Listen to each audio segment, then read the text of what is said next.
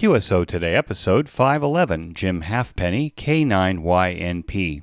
This episode of QSO Today is listener-sponsored. Only you can keep the QSO Today podcast coming to you every weekend since 2014. Please become a listener sponsor monthly or annually by clicking on the sponsor banner on the show notes page or at the top of the QSOtoday.com webpage. I want to thank Mike Morgan, N0MPM, for his generous $200 donation this week, and to all the other monthly subscribers who are listed on the show notes page. All of the show notes contain links to backup material. In the case of books, where books are recommended during the interview, I list them with their Amazon link. Your use of this link will directly support the QSO Today podcast without having to pony up cash to QSO Today. Please use the Amazon link on the show notes page before shopping at Amazon. Welcome to the QSO Today podcast. I'm Eric Guth, amateur call sign 4Z1UG, where I demonstrate the diversity and relevance of the amateur radio hobby and its impact on society by interviewing ham radio operators, many of whom played vital roles in shaping our technology through the amateur radio hobby. And while many people might say, ham radio? Do people still do that? This podcast demonstrates through in-depth interviews just how amazing, diverse, and dynamic the amateur radio hobby continues to be. Jim Halfpenny, K9YNP, spent his career in the great outdoors, tracking wildlife, educating and leading groups into the wilderness all around the world and in the Yellowstone National Park. Ham radio has always been a parallel track of interest and education to Jim. For K9YNP, serving his community with the Montana Tour bike race, the mountain marathon support through the Rocky Mountains keeps his ARES team at the top of their game. K9YNP is my guest in this QSO Today. K9YNP, this is Eric 4Z1UG. Are you there, Jim? Yes, Eric, 4Z Indigo Uniform Golf. Good to talk to you.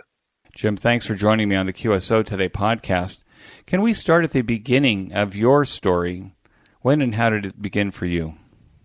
Well, my interest in electronics and radio and electricity all started in Boy Scouts. And we had a council executive, Don Bryan, and Don Bryan sponsored several of us to get our ham license back when we were about 17 or so. I got my actual license in 1965, thanks to Don. Of course, we had to learn Morse code at 5 words per minute, but I'm afraid that skill has long left me now.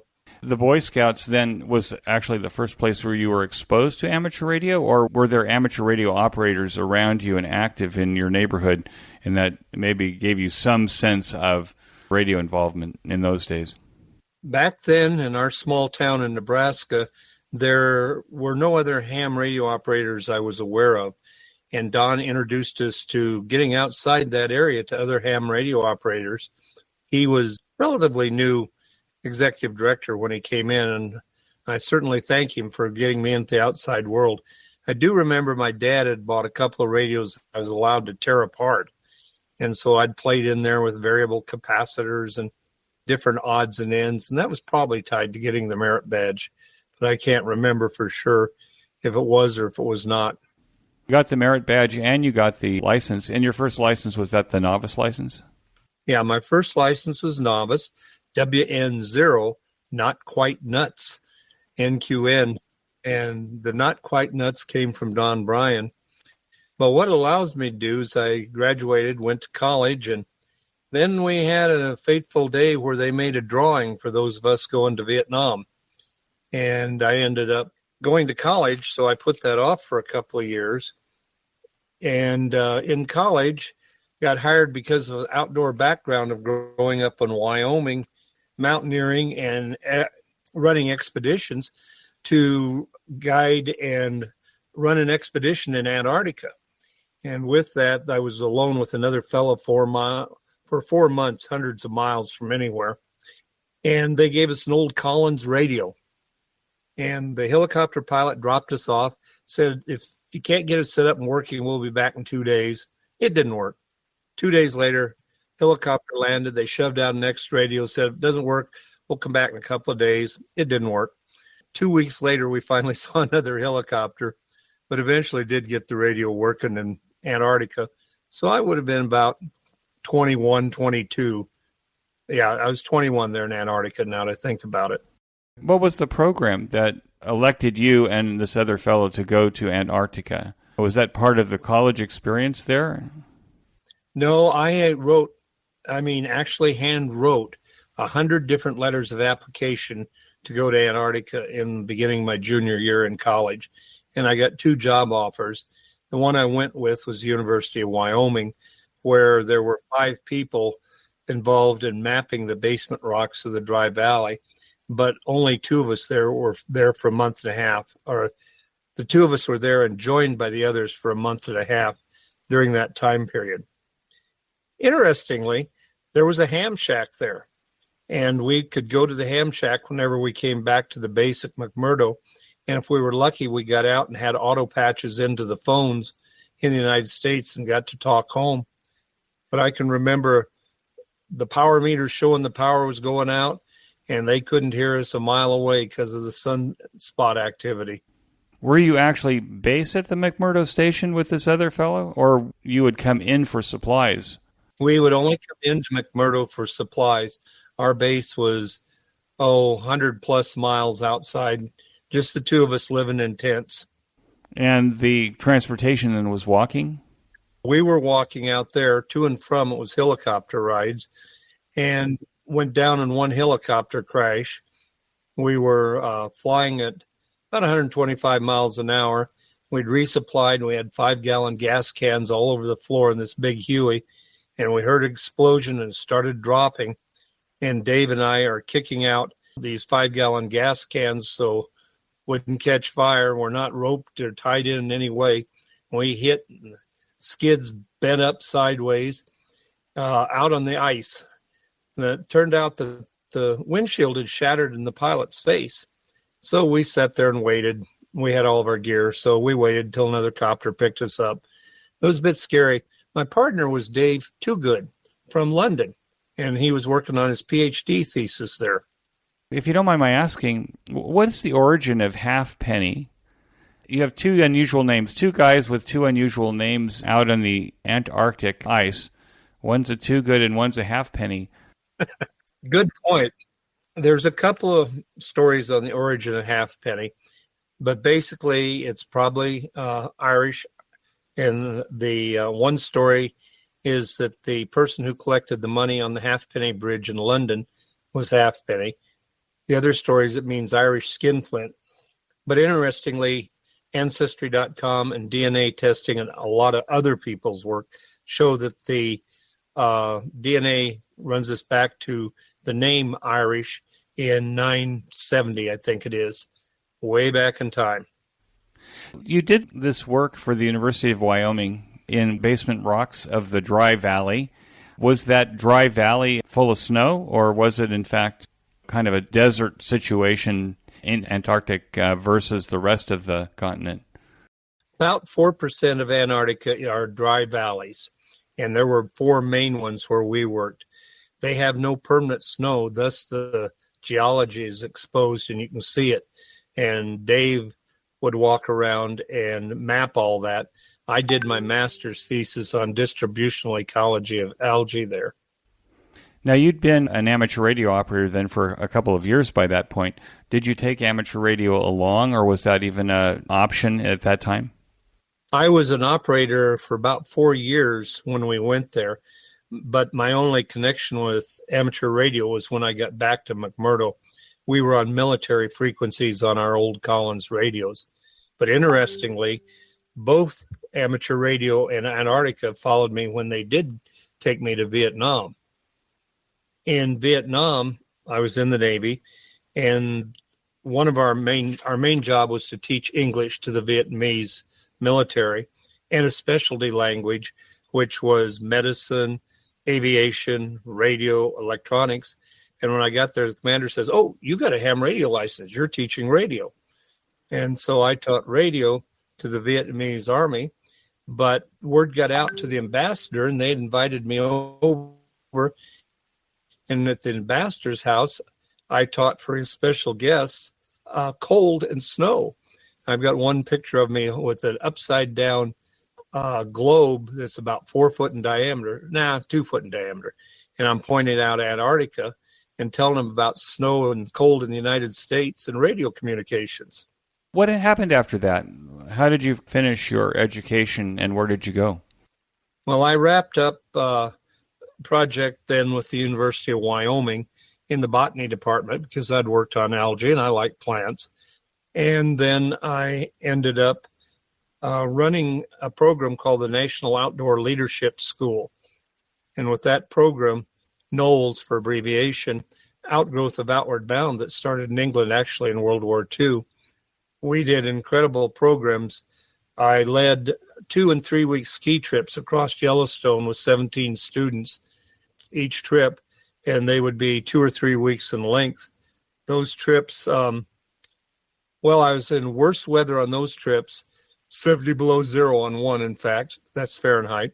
I was in worse weather on those trips than I ever was in Antarctica. Antarctica only got 40 below and wasn't really blowing wind. Now, it's my understanding from a little bit of research that in your younger years when you're talking about being out in nature, that you had an interest in animal tracking. I even saw a reference perhaps to the fact that most people who claim to be animal trackers maybe don't really understand the animals that they're tracking. What was the origin there and how did that proceed? Well, in our little town, I read every book there was dealing with nature, outdoors, high altitudes, mountain climbing, anything that was due to nature, and I had them literally memorized. One book was by Ernest Thompson Seton called Animal Tracks and Hunter Sign, and that hooked me on tracking. My parents worked very, very hard, and they'd babysit me by sending me to the river and giving me a can of Vienna sausages and mandarin oranges and telling me to be home for supper. And so I started tracking and working with the animals, and I've been fortunate all my life to continue that. We now run the world's largest forensic wildlife tracking museum here in Gardner at the North Gate to Yellowstone National Park. What animals did you especially like to track? Well, in the long run, probably most on coyotes because they're easy to find and they do a lot of interesting things. But my greatest love would be of bears. And I have run with my students on the ground classes with every kind of bear there is in North America. White black bears, blue black bears, black bears, Kodiak browns, coastal browns, grizzly bears, and polar bears. 26 seasons on the ground with polar bears at a research station with my students, and all of that involves tracking databases. On the long run, though, I've been very fortunate to get to work with all the North American carnivores from a tracking basis and a non-invasive techniques for studying these animals relatively up close and personal. What kind of precautions do you take? It seems to me that, most people, and I'm one of them, if I encountered a bear in the woods, I probably would regret it. How do you encounter a bear in the woods, and how do you either protect yourself or kind of remain off his radar? Well, it's the bear's home. And if I go into anybody's home, I go quietly and with respect. As long as you don't threaten a bear or surprise a bear, they're amazingly tolerant. Most animals are amazingly tolerant of people. They get a lot of bad PR from the few bad ones. But remember, there's a few bad humans too. So we are cautious. We're not foolish. And depending on the situation, I might carry bear flares, bear sprays, or even a shotgun. But if you're living the way you should, making noise when they can't see things, not surprising them, not threatening them, not taking their food, they're really quite amenable to watching you. And I have them oftentimes feeding very close to us, and we just watch and live on their terms. Now, in terms of not surprising them, does it mean that if you're in the woods, you're actually making some noise so that they detect you before you detect them? If it's a situation where visibility is limited or compromised, say walking along a woods or underbrush along a stream, then we would make a lot of noise, yes. And probably the most offensive thing to the bear is the human voice. So my singing is offensive, and they're going to want to get out of it. Do you do any electronic tracking of animals? I don't myself, but we run a center here at the North Gate to Yellowstone that supports the researchers from the park. And that group is involved with all sorts of tracking, radio tracking of bears, of wolves, clear down to ravens. And many of these people live at our facilities because the park doesn't have facilities for all their seasonal employees. So I'm indirectly involved with a lot of the radio tracking. Now, one project in particular would be of interest, and that's the Wolf Project. And this is another thing that benefits from my ham radio background. 365 days a year, from can't see in the morning to can't see at night, we have a cadre of people out there that are on their own, and they're watching for the wolves and studying the wolves. And they report back eventually to the paid biologists who work for the park. But that network of cadre of wolf watchers, as we call them, operates on my commercial radio license. So this is in addition to my ham license. I have a commercial license, and I have about 340 volunteers right now that operate under that license.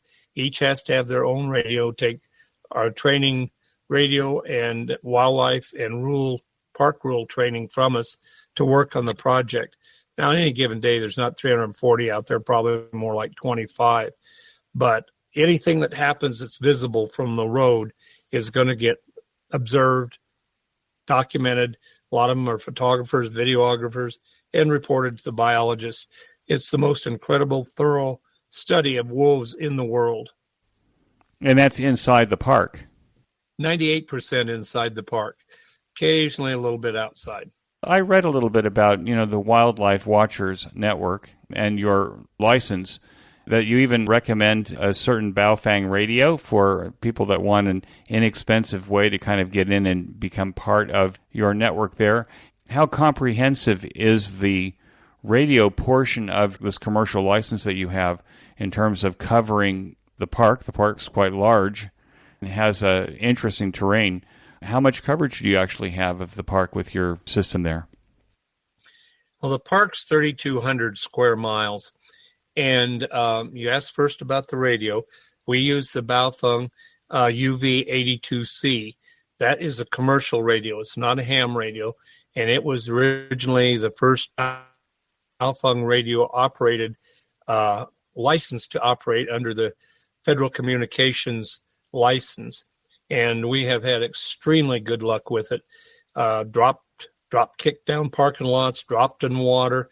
We had one dropped out in the snow, and we found it 2 months later, and it was still working. Now, granted, the battery had been pretty cold during that time, so it hadn't used much. So I really like that radio because it allows a lot of people to be involved at a inexpensive amount of money. Now, in Yellowstone National Park, about 1.5% of the park is covered by roads, and our cadre of wolf watchers work from the roads, but they work with expensive spotting scopes. So anything that happens in visibility, and this is very open country, gets seen and reported. However, it is steep-walled, mountainous country, and sometimes communications can be very blank. There's not phone communication over most of the area. So the radios back up, or I shouldn't say back up, the radios are the main communication for the whole area. Are you operating a number of repeaters then on your commercial frequency in order to be able to cover those roads? We have one repeater at the northeast entrance that is maintained by our ham group, and the hams can use that, but the wolf watchers can't. That links into other repeaters, but they're farther from the park. Within the park, we did have a ham repeater, but it kind of fell apart, and under revised rules, the park took out what was left. And so we're working with them right now, trying to get a new ham repeater in. But there's a lot of bureaucratic complications to that at the Park Service and level, let's say in Washington, D.C. So that'll be a while before we have one up again. It's my understanding that there's actually a pretty large number of hams around the Yellowstone area. I think pretty large number. Gardner, Montana is Park County, which goes about 70 miles from the park border north and probably 30 miles wide. In our club here, we have 37 different members in it right now. And I think for the sparsely populated area we're in, that's a pretty good number. And if you're a ham radio operator who's listening to the QSO Today podcast and you want to go to Yellowstone and operate, I guess that could be in a variety of different ways. Let's say that you're in a camper or you're in a motorhome or maybe even a tent and you want to operate, say, PSK 31 or, one of the FT8 from Yellowstone. What do you recommend that hams do in these cases? Have you seen hams that are doing that, and what do you recommend? Well, Yellowstone is a prime POTA, Parks on the Air, site. So we have hams that come from all over, and there are many locations in the park they could work from. The parking lot at Old Faithful is a favorite one for people to visit. That's on the other side of the mountains from us. We do a lot of our operating here. And just for the fun of it, in the evening, I can hop in my car and I have to drive in, at least 500 yards, 500 meters before I can set up and be doing Parks on the Air. We do all sorts of operations, FT8, phone operations, which are most fun. It's great people are so excited to be talking into Yellowstone National Park. And I do prefer the phone a bit, but I'm an avid FT8 person also, but I like to talk to the people and hear the excitement in their voice that, wow, we got Yellowstone National Park here. So visiting hams and our own hams, there's quite a little operation happens for Parks on the Air and Summits on the Air. You can, many, many mountain summits in the park, now the park, that one can visit and operate from. I would imagine they can drive to, or are there a lot of hiking trails in the park that would allow someone to spend a day or two out in the field and operate Summits on the Air? Well, there's nowhere you can drive to the top for Summits on the Air. You have to do some hiking to get up to all the summits. The park is big. There are about 5 little villages in it, and we can accommodate at the hotels and motels 3,400 beds a night in the park. There's also many campgrounds. So a ham operator can come here and spend many days, many different locations in 3 different states. The park actually encompasses part of Montana, Wyoming, and Idaho. So you got a lot of different locations that if you're a grid chaser trying to do different grids, we cover a lot of grids here. There's a lot for a ham to do who wants to be here and spend some time. And now this mid-show break.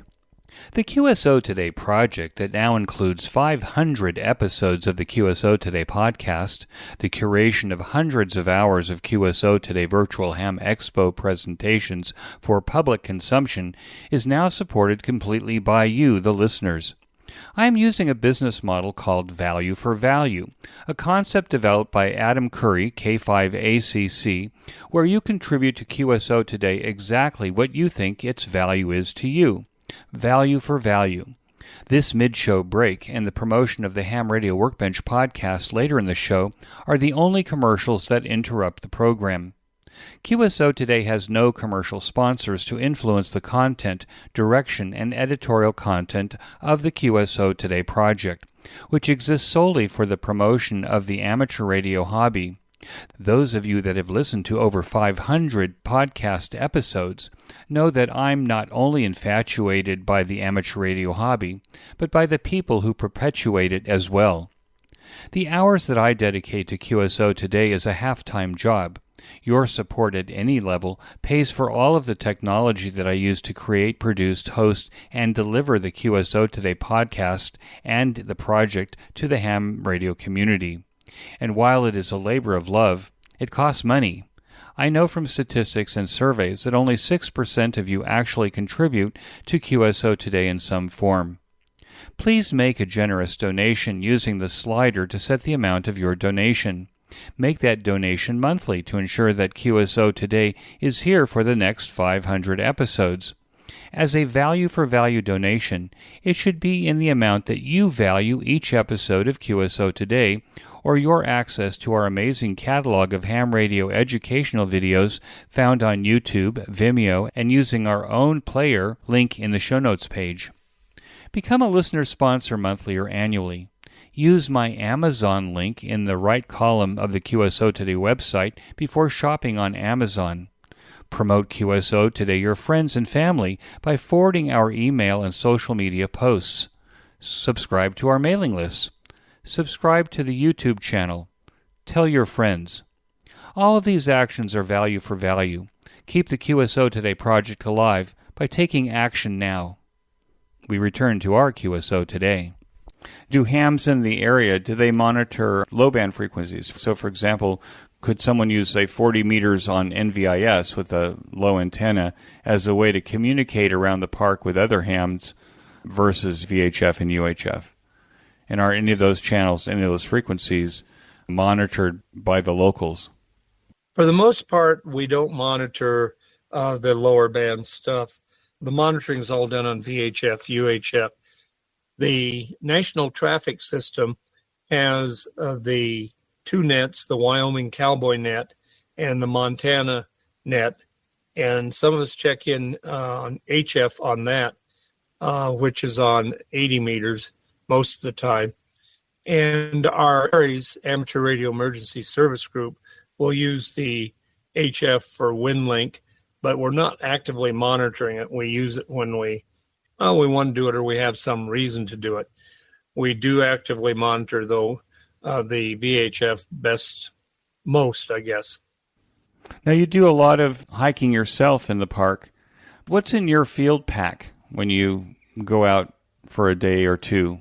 The reason I'm asking is perhaps us city slickers that go out into a national park the size of most countries might find that we're packing the wrong things. What do you carry in your field pack? Well, my pack's probably a little unusual because I work search and rescue.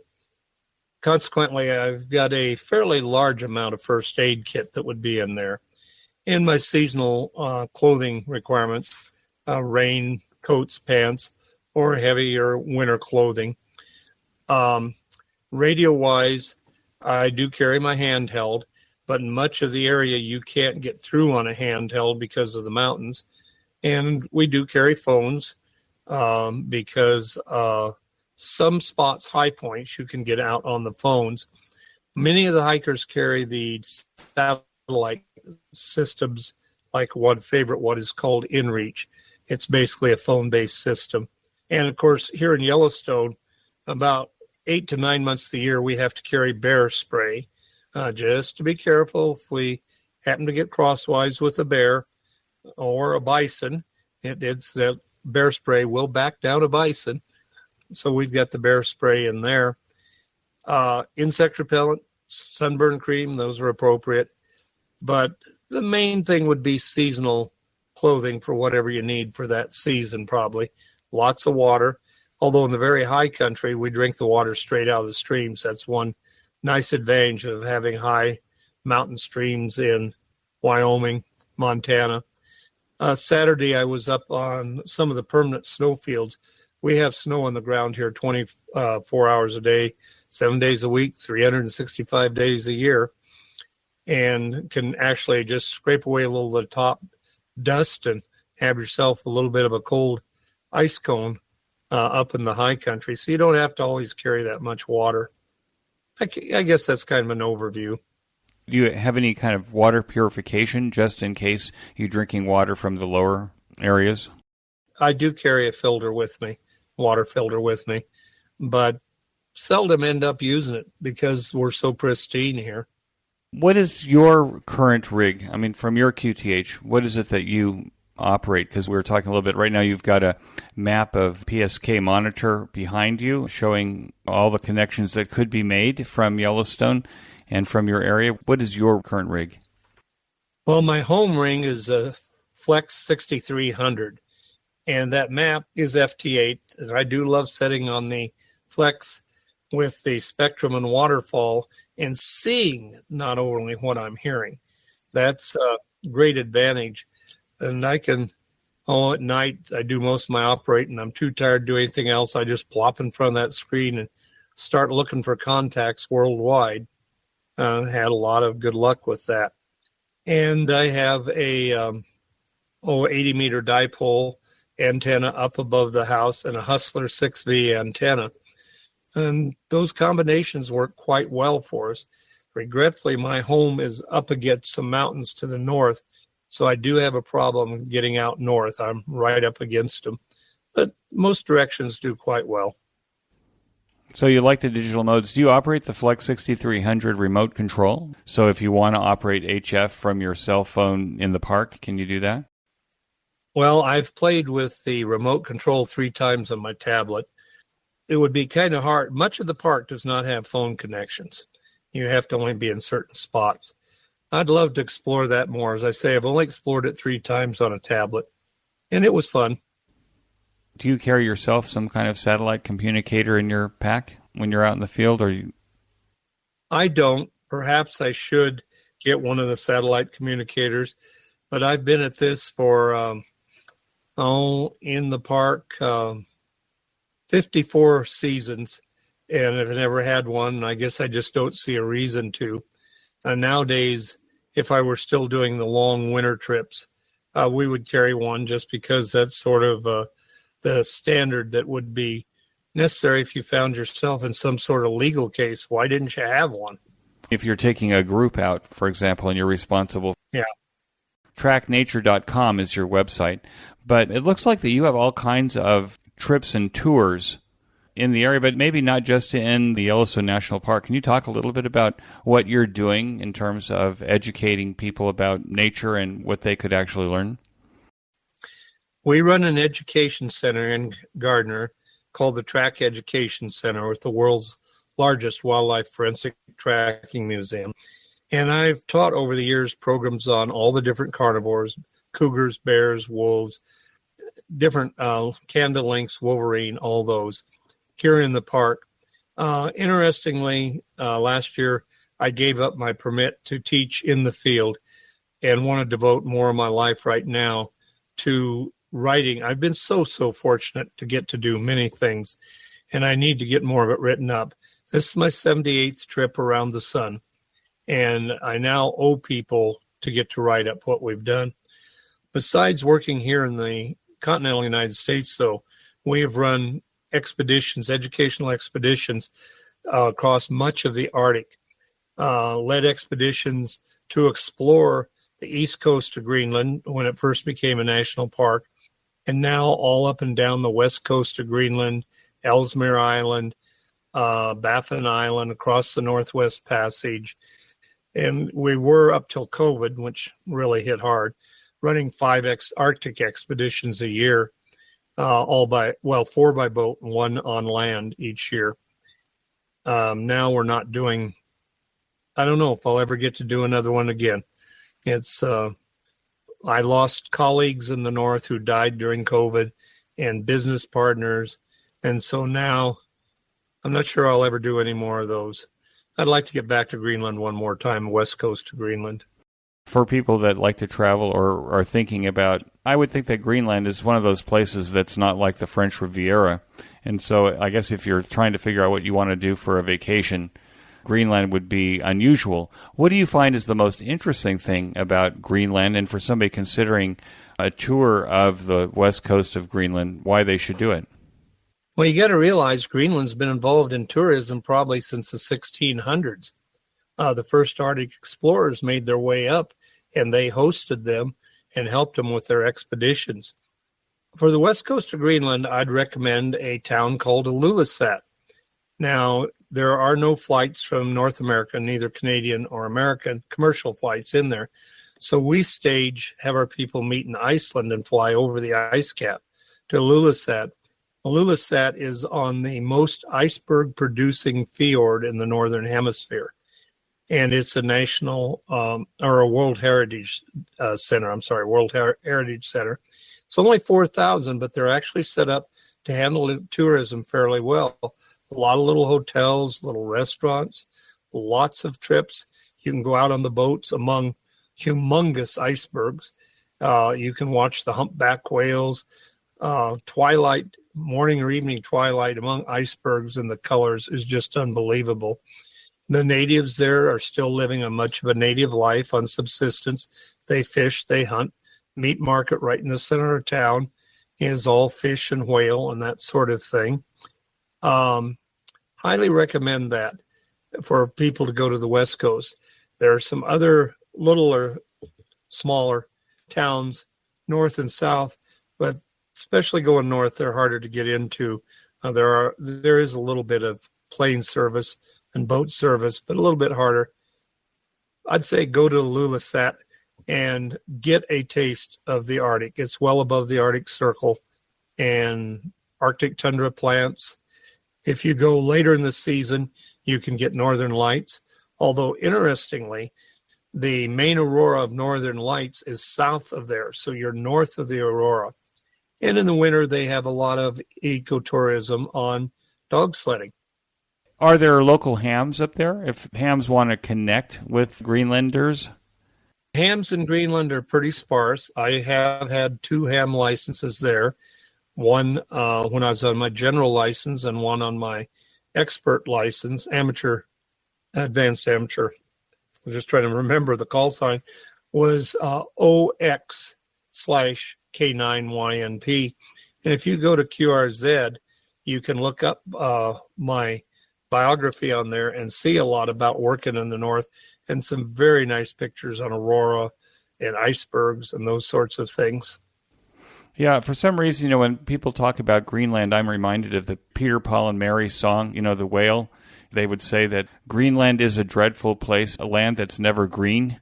So I've always had this idea, maybe from the song, that perhaps Greenland wasn't green. Maybe you're dispelling this for me, and I need to reconsider a trip to Greenland when I'm looking for a far-off vacation and something that's kind of off the beaten track. What excites you the most about what's happening in amateur radio now? I would have to say probably the digital and secondarily satellite work. More and more people involved in satellite communications with our own satellites. By our own, I mean ham satellites. But the digital end of stuff is really the exciting part of pure ham. For me, though, the exciting functional stuff is the emergency radio service and working on that. We have ours tied to the Sheriff's Search and Rescue. So we do both non-search and rescue emergency service and search and rescue emergency service. I just finished an exercise for our local hams. This is a program called Montana Tour. And each year, it's in a different location around Montana. It's for bike riders. And this year it was 350 miles of bike riding of over 6 days. We had well over 100 riders. Back when the bike people first started, it was more like 300, but COVID just knocked that down unbelievably. But anyway, so we had 100 plus bike riders, 18 hams representing 7 different towns, 2 different states, running radio communications, because much of the country we cover, there are no phones, no phone service. And we travel with these bike riders and camp every night. One of the longest routes we did, for example, is 125 miles. And that started at about 6,000 feet, climbed to 12,000, dropped to 8,000, climbed to 10,000, dropped down to 5,000, and back 125 miles. Those are steep mountain valleys, and we're trying to provide radio communications. So we use a lot of VHF portable radios, cross-band radios. And on a given day, we might, for example, be hopscotching cross-band radios to cover such great distances of mountains and valleys. And with that, we do a lot of emergency service. Like this year, I get this message, priority traffic, priority traffic. And I say, I run the command center. And clear, what's up? Rattlesnake blocking the bikers trying to get on the bridge to cross the outlet dam. And a few hours later, priority traffic, bear cubs on the road don't know where mom is. So it's quite the event and quite the training event when you're the overall sponsors feeding, 200 people, their staff, our staff, the radio staff, the staff that does the feeding, the bathrooms, the showers, and we move all that for 6 days in a row. It is one of the best Aries training events you can ever have. And that was a week ago. Just the logistics part of that sounds kind of enormous. I remember from being on safari in Africa that when you see small elephants, that you want to make sure you know where the mom is and that you're not between the mom and the small elephants. Is this the same issue with bear cubs and a mother bear? Yes and no. Any of the bears that are subsisting along the road are actually pretty tolerant usually of people. They know people will be on the road, and that's fine. I'm going to graze on the grass here. As long as you don't threaten that cub, you're probably going to be okay, especially if it's black bears, although up in part of the country we have, it's grizzly bears. And we did a second exercise Saturday. That was a half marathon, 10K and 5K race where the starting elevation is 10,000 feet and it goes to 12,000 feet. So a 13 miles half marathon. We had 250 runners there. That's on foot, not on bikes this time. And I had 8 hams providing the radio communication over that. We have to be up there well in the dark, setting up outhouses for 250 people. Well, plus staff, it's 300 people. And then radio communication.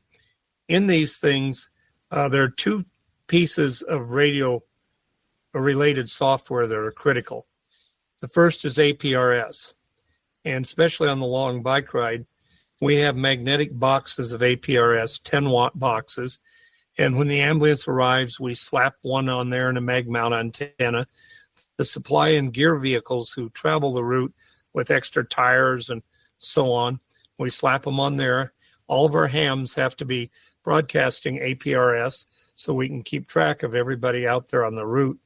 We have a portable digipeater that we carry along with one of our portable VHF antennas, so we're operating 2 systems out of that car at the same time to get the signal out. And it's very critical. We use both APRS IS-32, which will pick up radio frequency signals. And we also use APRS.FI, which picks up any signal that's been translated onto the internet. Now, up here, we're so remote that most signals don't get to the internet. It's all done on radio frequency. But occasionally we'll have somebody at one of the ends near a town that their signal goes into a iGate, and then we pick them up on the internet, but not their radio signal. So we have to work the 2 of them on a portable computer. We pull a little trailer. We have the computer running in the trailer to pick up APRS-IS, and then we run a hotspot, and just in case we can get something on APRS.FI. So APRS is a critical element in what we do. And now this mid-show break. Every 2 weeks I listen to the Ham Radio Workbench podcast with George, KJ6VU, Vince, VE6LK, Mark, N6MTS, Thomas, K4SWL, Michael, VA3MW, and Rod, VA3ON, and their guest on often topical and important projects in amateur radio.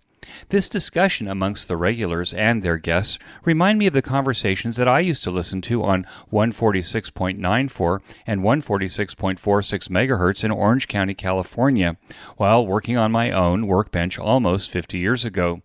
It is amazing how much practical ham radio knowledge that we can absorb by listening to the Workbench podcast that starts to make sense when we start our own deep dive into our own projects.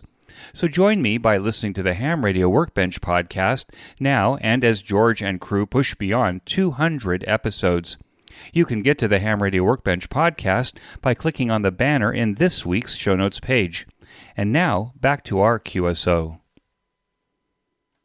Elon Musk has deployed thousands of Starlink satellites over North America. Well, I guess they're all over the world now.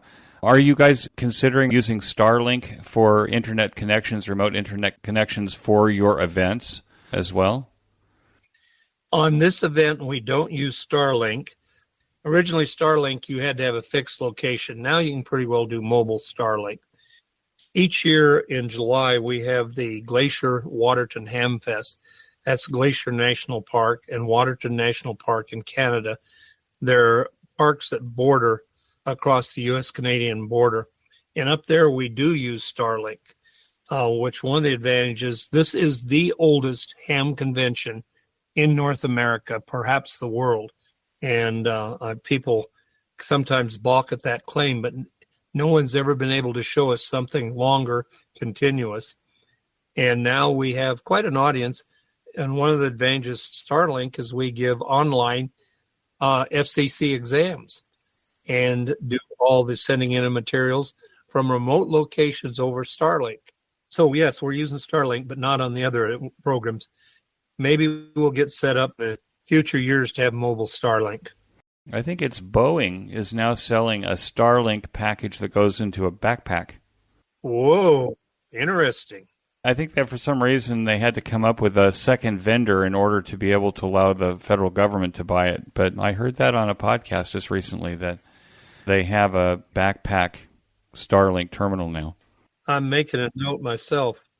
I would make a note myself as well. So what's amazing to me is that there are people with the stamina to be able to not only run, but to ride bikes up and down this terrain. I mean, these must be superhumans to be able to do this unassisted with electricity or gas.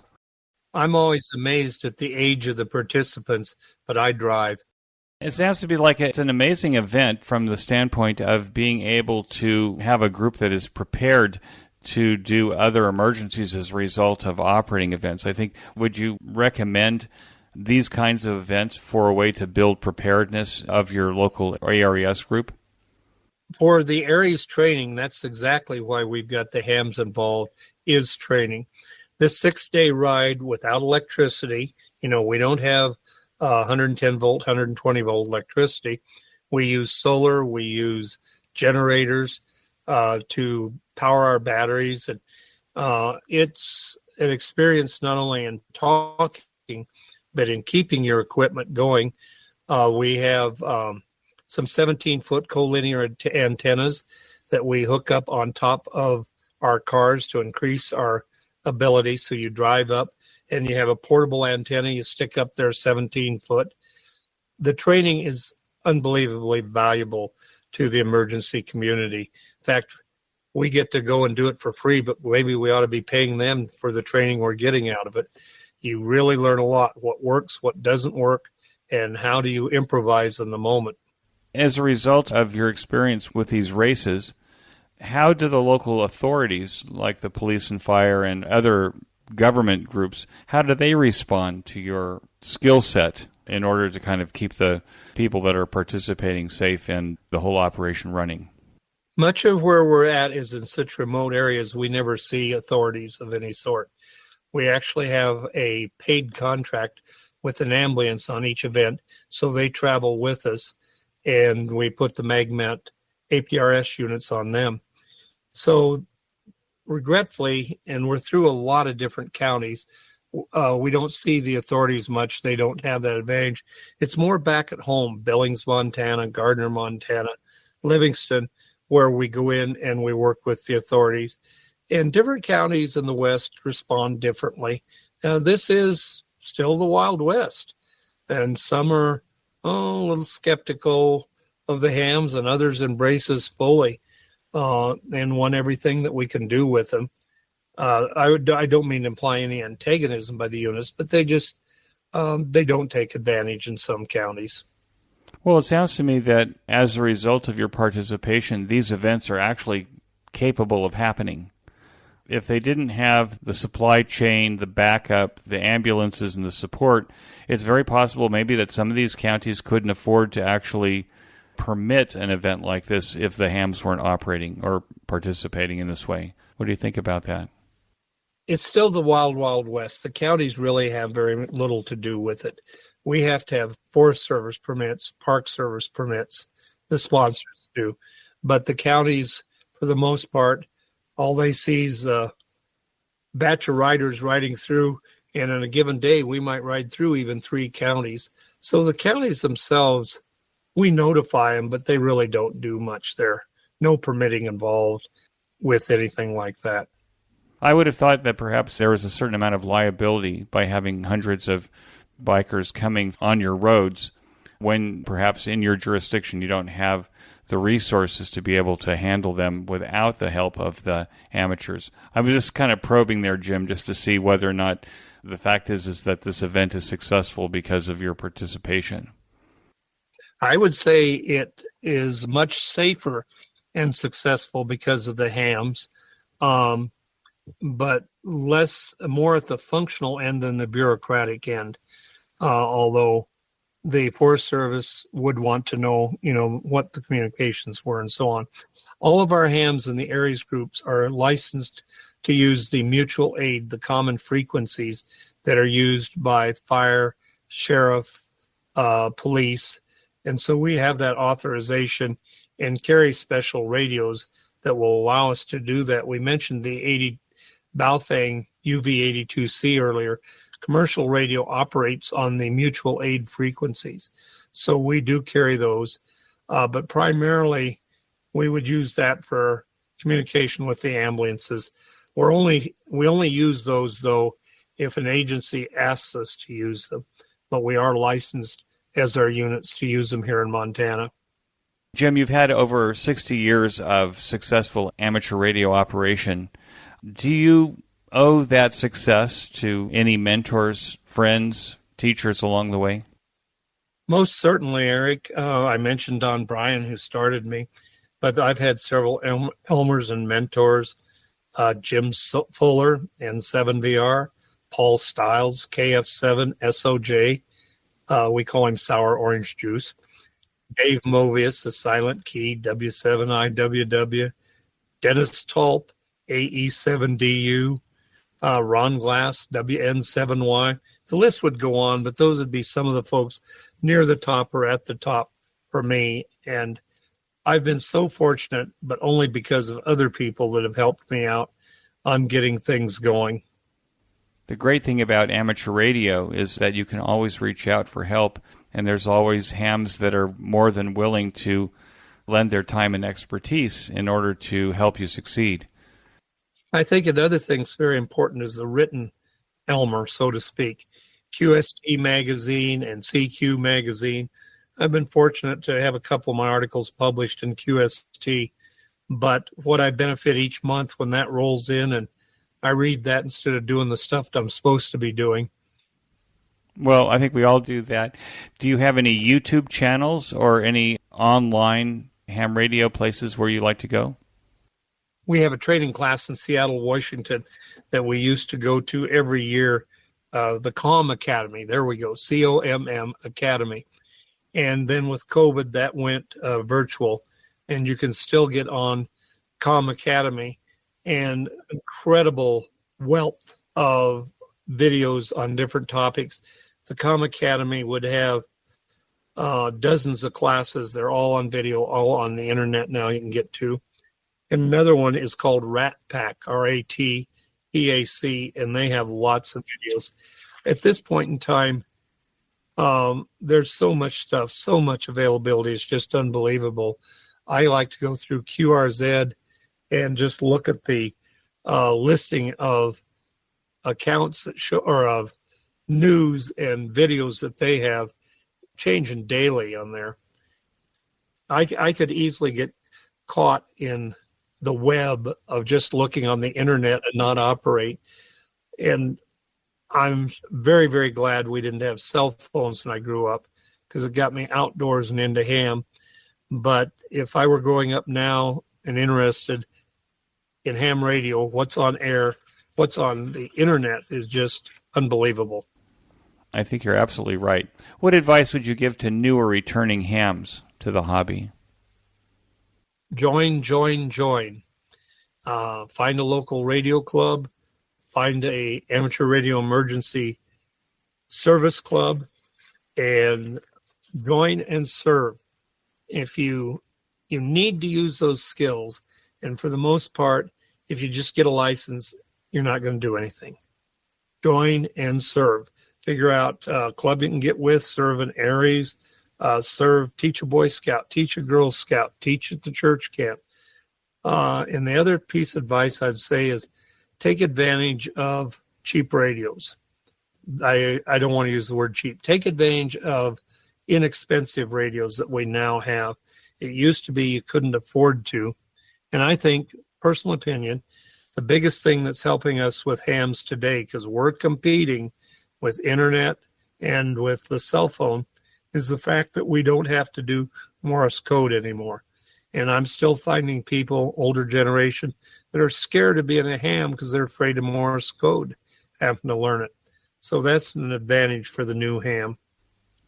Well, what's interesting is, on the other hand, Morse code use is up, I think, higher than it ever has been in the history of ham radio in terms of the number of people that are taking courses and actually learning Morse code. But I think you're right. I think being code-free has opened the door for a lot of people who now have access to the thousands of opportunities in amateur radio to do something with the radio.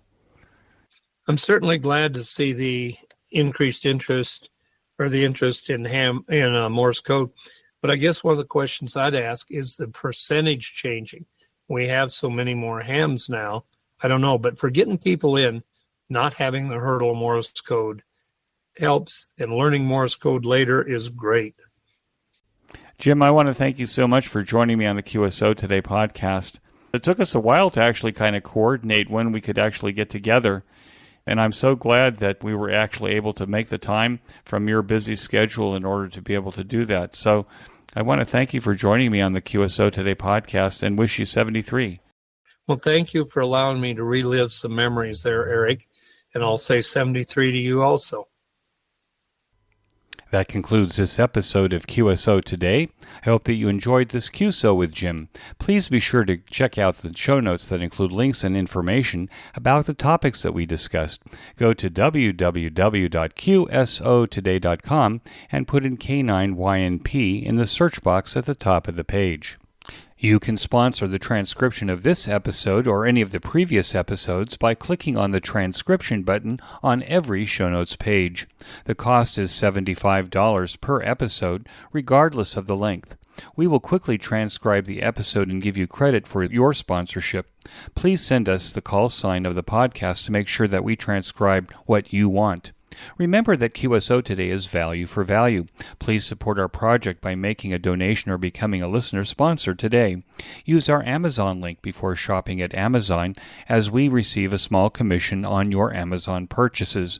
Subscribe to our mailing lists, both my blog and the podcast, and forward the messages to friends and family who would enjoy QSO Today content. Promote us on social media and give us a 5-star rating and reviews whenever you are asked. QSO Today is available on every podcast player and venue, including Apple Podcasts, YouTube, Spotify, and Podcasting 2.0. Get a Podcasting 2.0 player to make it easy to get your next episode as soon as we publish. My thanks to Ben Bresky, who, as the consummate artist, makes this host and his guests always sound brilliant. Ben also publishes a weekly Jewish history podcast. There is a link to that on the QSO Today homepage. Until next time, this is Eric, 4Z1UG, 73. The QSO Today podcast is a product of KEG Media Inc., who is solely responsible for its content.